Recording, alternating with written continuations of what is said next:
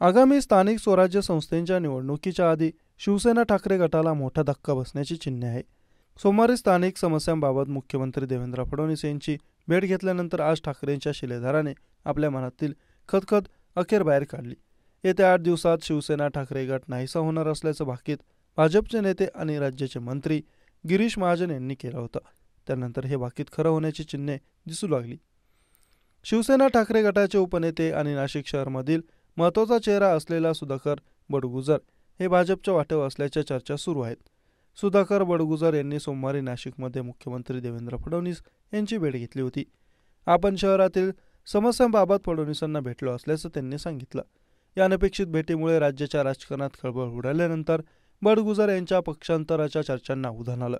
आता या चर्चा खऱ्या होताना दिसत आहे.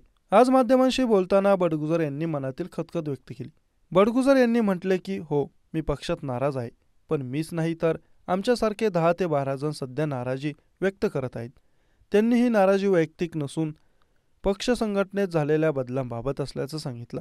पक्ष संघटनेत जेव्हा बदल झाले तेव्हा आम्हाला विश्वासात घेतले गेले नाही, त्यामुळेच ही नाराजी आहे असल्याचं त्यांनी सांगितलं. संजय राऊत यांच्यावरील नाराजीच्या चर्चांना त्यांनी साफ नकार दिला. संजय राऊत आमच्या पक्षाचे वरिष्ठ नेते आहेत. त्यांच्या विरोधात कोणतीही नाराजी नाही. आमची नाराजी ही कार्यपद्धती आणि संघटनात्मक बदलांबाबत आहे. लोकसभा निवडणुकीसाठी आम्ही सगळ्यांनी प्रचंड मेहनत घेतली आणि मला न्याय मिळेल अशी अपेक्षा होती, मात्र आमचा अपेक्षाभंग झाल्याचं त्यांनी म्हटलं.